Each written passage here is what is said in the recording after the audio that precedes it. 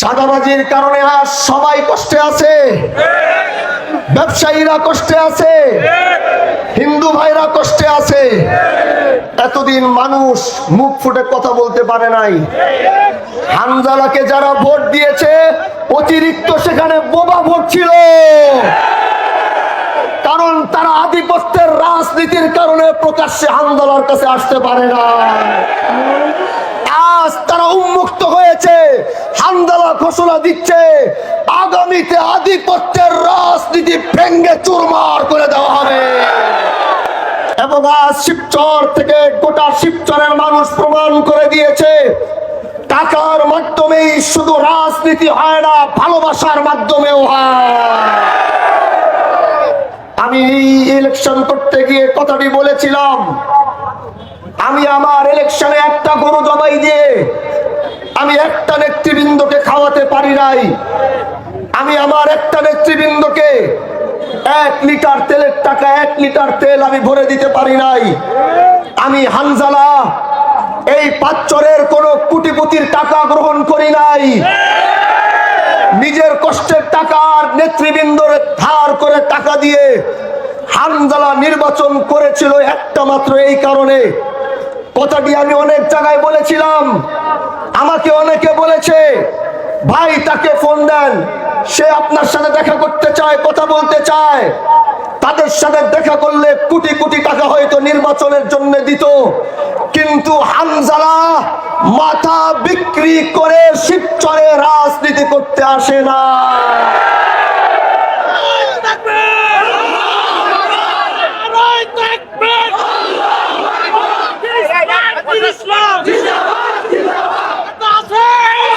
ভাই আমার, ও ভাই আমার, যদি আমি সেই টাকাগুলো গ্রহণ করতাম, আমি যদি সেই টাকাগুলো গ্রহণ করতাম, আমি সেই টাকা গ্রহণ করলে আজ আল্লাহ নির্বাচিত করেছে, সেই টাকা যদি আমার পকেটে ঢুকতো, তাহলে সেই টাকা গ্রহণ করার পরে ইনসাফের রাজনীতি আমার পক্ষে সম্ভব ছিল না। কারণ আজ হয়তো শিবচরের নামে বাজেট আসবে, সেই বাজেট আসার পরে সেই বড় লোকরা আমাকে বলে দিত ভাই ওইখানে টেন্ডারটা আমার লোককে দিয়ে দেন। অশিক্ষিত ছেলেরা যারা কষ্ট করে পড়াশোনা করেছে তারা আজ সমাজে ভালো জায়গায় চাকরি পায় না। কারণ চাকরি না পাওয়ার কারণ হচ্ছে সেখানে নানা খালু দাদাদের কারণে, মামা খালুদের কারণে যোগ্য ব্যক্তিরা যোগ্য জায়গায় যেতে পারে না। আজ যদি আমি সেই টাকাগুলো গ্রহণ করতাম, তাহলে তারা আমার কাছে 20-25 জন, 30 জন, 40 জন পাঠিয়ে বলতো ভাই এরা আমার লোক, এদেরকে চাকরি দিয়ে দেন। তার মানে আমার পক্ষে ইনসাফ প্রতিষ্ঠিত করা সম্ভব ছিল না। কিন্তু আমি হানজালা বাহাদুরপুরের ময়দান থেকে বলতে পারবো আমি কারো থেকে 1 টাকা গ্রহণ করি নাই। ইনশাআল্লাহ আগামীতে এই শিবচর থেকে গোটা বাংলাদেশে ইনসাফ প্রতিষ্ঠিত হবে।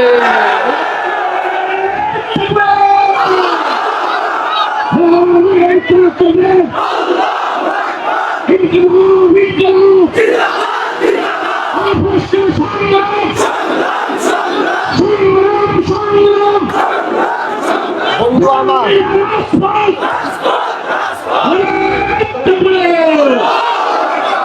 ভাই আমার, আমি একটি কথা বলেছিলাম, হানজালা যদি কোনোদিন এদেশের ক্ষমতায় যদি হানজালাকে এই দেশের মানুষ আনে, আমি এতটুকু হলফ করে বলতে পারবো আমার থেকে কেউ এই শিবচরকে বেশি নিরাপত্তা দিতে পারবে না। আজ এই শিবচরের দ্বার প্রান্তে প্রান্তে সব জায়গায় বলে দিবেন আল্লাহ যদি কবুল করে প্রথমে এই শিবচরকে অন্যায় অবিচার মুক্ত ঘোষণা করব, প্রথমে শিবচরকে মাদক মুক্ত ঘোষণা করব। ভাই আমার, গতকালকেও বলেছিলাম গরিব মানুষের উপরে শুধু অত্যাচার করা হয়। আমার দেশের ভ্যান চালক, অটো চালকরা পৌরসভা দিয়ে অটো চালাইতে চায় না। জিজ্ঞাসা করি কেন চাও না? বলে পৌরসভা দিয়ে ওইখান থেকে ঢুকলেই টাকা দিতে হবে, এই টাকার কারণে অনেকে সেখান থেকে অটো চালাইতে পারে না। আমি হামদলা বলছি, ইনশাআল্লাহ আমার দেশের কোন গরিব দুঃখীর উপর আগামীতে অত্যাচার করতে দেওয়া হবে না। ভাই আমার, আরেক মুশকিল, সেটা হচ্ছে চাঁদাবাজি। চাঁদাবাজির কারণে আজ সবাই কষ্টে আছে, ব্যবসায়ীরা কষ্টে আছে, হিন্দু ভাইরা কষ্টে আছে। এতদিন মানুষ মুখ ফুটে কথা বলতে পারে নাই। হামজালাকে যারা ভোট দিয়েছে অতিরিক্ত সেখানে বোবা ভোট ছিল, কারণ তারা আধিপত্যের রাজনীতির কারণে প্রকাশ্যে হামজালার কাছে আসতে পারে না।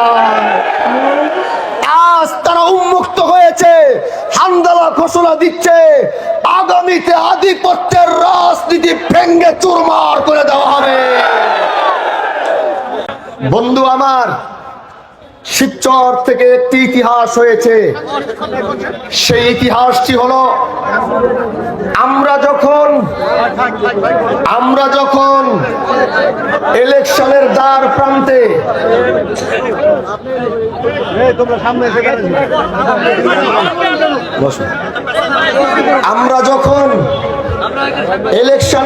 প্রান্তে চলে আসলাম, সেই মুহূর্তে এদেশের মানুষ, এদেশের এক দল, তারা মনে করেছিল আরেক দলের ভোট নিয়ে তারা ক্ষমতায় চলে যাবে। ভাই আমার, সেটাই শিবচরের স্বাধীনতার 54 বছরের পর শিবচরের মানুষ প্রমাণ করে দিয়েছে, আমরা নেতার কারণে আগামীতে আর ভোট দিব না। তারা নিজের ভোট নিজেরা দেওয়া শিখে গিয়েছে। ভাই আমার, আমি হামজালা কতদিন বাঁচবো জানি না, কিন্তু আমি মরে গেল এদেশের মানুষ হামজালাকে মনে রাখবে। যেই ভালোবাসা হামজালা পেয়েছে, হামজালার হাতটা ধরার জন্য মানুষ যেমন পাগল হয়ে যায়, হামজালার এই বুকের সাথে বুকটা লাগানোর জন্য মানুষ যেমন পাগল হয়ে যায়, হামজালার সামনে এসে দাঁড়ানোর জন্য মানুষ যেমন পাগল হয়ে যায়, এগুলো তারা 100 কোটি টাকা খরচ করেও পারবে না। তাহলে আমি যেই কথাটি বলেছিলাম ইলেকশনের আগে, যে এই দেশে হয়তো দুইটা জিনিস হবে, এক হয়তো টাকার বিজয় হবে, না হয় ভালোবাসার বিজয় হবে। আমার এই বক্তব্যটি আপনারা শুনেছিলেন। তাহলে আজ শিবচরের মাটি থেকে প্রমাণ হয়ে গেল, শিবচরের মানুষ টাকাকে প্রত্যাখ্যান করে ভালোবাসাকে বিজয় করেছে। প্রিয় ভাইরা আমার, আমি হামজালা এই পর্যন্ত আসতে আসতে আমার নেতৃবৃন্দরা অনেক কষ্ট করেছেন, প্রবাসী ভাইরা কষ্ট করেছেন। প্রবাসী ভাইদের ব্যালটের সাথে এই দেশে যারা সরকারি চাকরি করেন, যারা প্রবাসীদের মতো আগেই ব্যালট পেয়ে ভোট দিয়েছেন, তারাও কষ্ট করেছেন। আমি সবাইকে, আমি হামজালা আন্তরিক মোবারকবাদ জানিয়ে আমি আপনাদের শুকরিয়া আদায় করছি। ইনশাআল্লাহ যেই ভোট আপনারা হামজালাকে দিয়েছেন, হামজালা সেই আমানতের খেয়ানত হতে দিবে না। হামজালা যে কথা বলেছিল যে আল্লাহ যদি কোনোদিন আমাকে নির্বাচিত করে, তাহলে হামজালা হযরতে ওমর রাদিয়াল্লাহু তাআলা আনহু সেই 1400 বছর আগের সেই সোনালী যুগ পুরাটা যদি ফেরত না আনতে পারে, অন্তত সোনালী যুগের কিছুটা অংশ হলো শিবচরের মানুষ দেখবে। আমি বলেছিলাম যদি আমি নির্বাচিত হই, ওমরের মতো কাঁধের ভিতরে আটার বস্তা, গমের বস্তা হয়তো নিতে পারবো না, কিন্তু রাতের বেলা হয়তো এই শিবচরের মানুষ আমাকে তার দরজার সামনে দেখবে। রাতের আধারে হয়তো শিবচরের মানুষ হামজালাকে দেখবে, যে হানজালা রাত 1টা বাজে 1:30 বাজে তার দরজার সামনে দাঁড়িয়ে রয়েছে, এমনই এক ইলেকশন আর এমনই এক রাজনীতির সূচনা করার জন্যই হানজালা এসেছে। আমি আগামীতে কি করব জানি না, আপনাদের কাছে শুধু দোয়া চাই। কাল যেই খেলা শিবচরের মানুষ দেখেছে, আমার মনে হয় হানজালা নির্বাচিত হোক, এরকম বাংলাদেশে হয়তো কয়েক কোটি মানুষ সেজদায় পড়েছিল। কত মা বোনরা রোজা রেখেছে হিসাব নাই, কত জনে আল্লাহ রাস্তায় সহযোগিতা করেছে, দান করেছে হিসাব নাই। তারপরেও তারা চেয়েছে হানজালা জাতীয় সংসদে যাক। হাজী শরীয়তুল্লাহর বংশের রক্ত কোনদিন গাদ্দারি করে নাই, এটা আবার প্রমাণিত হয়েছে। এজন্য এই বংশ যেমন ব্রিটিশ বিরোধী আন্দোলন করেছে, এই বংশ যেমন অন্যায় অবিচারের বিরুদ্ধে রুখে দাঁড়িয়েছে, আমি আল্লাহকে বলেছিলাম, আল্লাহ হাজী শরীয়তুল্লাহ তার রূহ তো আমার ভিতরে আসবে না, তার রুহানিয়াতটা তুমি আমার ভিতরে ঢুকায় দিও। হানজালাকে দেখে যেন মানুষ 250 বছর আগের হাজী শরীয়তুল্লাহকে মনে করতে পারে। তার ন্যায় নীতি ইনসাফের সেই আদর্শ যেন আমরা ধরে রাখতে পারি, সেই আদর্শ যেন নিয়ে চলতে পারি, সেই দোয়া আমাদের জন্য করবেন ইনশাআল্লাহ। বলেন, সেই দোয়া আমাদের জন্য করবেন ইনশাআল্লাহ। আজকের এই গণজোয়ার শিবচরের রাজনীতির সমীকরণ পাল্টিয়ে দিয়েছে। আল্লাহর কাছে দোয়া করি, এত হাজার হাজার লক্ষ লক্ষ মানুষ যারা আমাদেরকে ভালোবেসেছে, আমি যেন তাদের আমানতকে, তাদের আমানতের রক্ষা আমি হানজালা যেন করতে পারি, এই দোয়াটা আমার জন্য করবেন ইনশাআল্লাহ। আমার বাবা এখানে বসা, আসলে জানেন একটা কথা না বললেই না, আমি যখন ছোট আমরা বংশাল বাসায় থাকতাম, আমার বাবার খুব ইচ্ছা ছিল, আমার সে ছোটবেলায় বলতো, হানজালা তুমি একদিন এমপি হবা। জিজ্ঞাসা করেন আমার বাবা আমাকে বলতো কিনা, তখন আমার বয়স 7-8 বছর হবে। আমার বাবা ওই সময়, আমার এখনো গতকালকে আমরা টেবিলে বসে এই বিষয়টা আলোচনা করতেছিলাম, বাবা যখন আমার বয়স 8-9 বছর 10 বছর, তখন তুমি আমার জন্য দোয়া করতা যে এই বংশের রাজনৈতিক ঐতিহ্যটা তোমার মাধ্যমে ফেরত আনতে হবে। কারণ আমরা পীর হয়েছি ঠিক, অনেকে বলে হুজুরদের রাজনীতি করার কি প্রয়োজন, কিন্তু আমরা তাদেরকে বলি হাজী শরীয়তুল্লাহর বংশই তো এই দেশে রাজনীতির জন্ম দিয়েছে। এজন্য বাবা বলতো, কারণ দাদাজান রহমতুল্লাহ আলাইহি ইয়েমেনে ছিলেন, এমপি ছিলেন, তা বাবা বলতো রাজনৈতিক সে ঐতিহ্যটা পরে বড় চাচা মুসলিউদ্দিন আহমদ আবু বকর মিয়া রহমতুল্লাহ আলাইহি, উনিও রাজনৈতিক মধ্যে খুব সক্রিয় ছিলেন।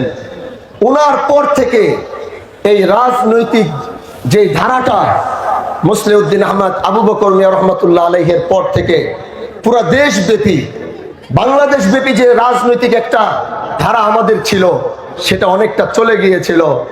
বাবার সেই দোয়া হয়তো আজ থেকে অনেক বছর আগে ছিল, আল্লাহ হয়তো 2026-এ কবুল করেছে।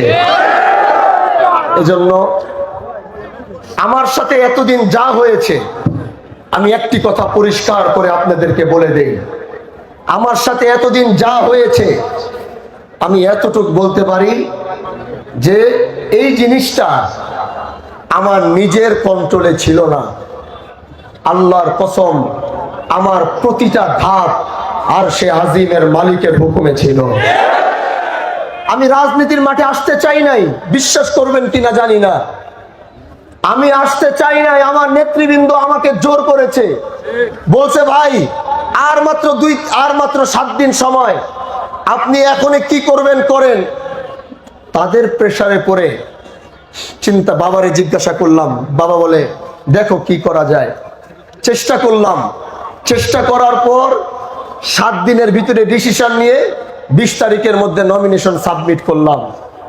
তারপরে এই সাবমিট করার পরে 10-11 দলীয় জোটের এই জোটের প্রার্থী আমি হব কি হব না এটা নিয়ে বিশাল গেঞ্জাম করতে করতে গত মাসের 20 তারিখে এসে ঘোষণা হলো, 22 তারিখে ঘোষণা হলো আমি 10 দল থেকে পেয়েছি। যদি 22 তারিখে ঘোষণা হয় তাহলে গতকালকে পর্যন্ত কয়দিন ছিল? হ্যাঁ, 20 দিন। 20 দিনের মধ্যে 10 তারিখ পর্যন্ত প্রচারণা, তাহলে কয়দিন? 18 দিনে এই দেশের মানুষ শিবচরের রাজনীতির সমীকরণ পাল্টিয়ে দিয়েছে। মার্কা চিনাতেই তো মিয়া 1 বছর লাগে, কিন্তু এই রিকশার মার্কা আমার যুবক ভাইরা সবার কাছে চিনিয়েছে। ওরা এক একজন হানজালা হয়ে শিবচরের প্রতিটা বাড়িতে গিয়ে মার্কা চিনিয়েছে। প্রবাসী ভাইরা ভিডিওর মাধ্যমে, অনলাইনের মাধ্যমে মার্কা চিনিয়েছে। হাজার হাজার হানজালা তৈরি হয়েছে। আর বেশি লম্বা কথা বলবো না, আজকের মতো এখানেই বিদায় নিব। সবকিছু ঠিক থাকলে হয়তো 2-1-এর মধ্যেই শপথ গ্রহণ করব। সেই শপথ গ্রহণ করার পর হাজী শরীয়তুল্লাহর সন্তান যখন বাংলাদেশ জাতীয় সংসদে দাঁড়াবে, একটি কথা বলেছিলাম, গোটা সংসদ তাকিয়ে দেখবে সে কে। ইনশাআল্লাহ গোটা বাংলাদেশ দেখবে। বিরোধী দল হোক আর দলীয় প্রধান হোক, তারা দেখবে যে এই কথা কাকে বলে, তার সূত্র টান দিতে গিয়ে দেখবে ব্রিটিশ বিরোধী আন্দোলনের অগ্রনায়কের সন্তান তারা। আমরা শুধু শিবচর নিয়ে কথা বলতে চাই না, আমরা গোটা বাংলাদেশের পক্ষে কথা বলবো। আমরা গোটা বাংলাদেশের মুসলিমদের পক্ষে কথা বলবো। আমরা সেইভাবে সেই জাতীয় সংসদ থেকে আমাদের কথার কারণে হয়তো মাননীয় স্পিকার বারবার সুইচ বন্ধ করে দিবে,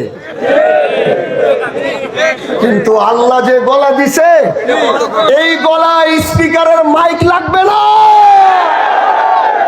ওই মাইক বন্ধ করে দিলেও হামদালাদের কণ্ঠ সংসদের চারপাশে পৌঁছিয়ে যাবে। দোয়া চাই আল্লাহ যেন সেটা করার তৌফিক দেয়। দোয়া করবে।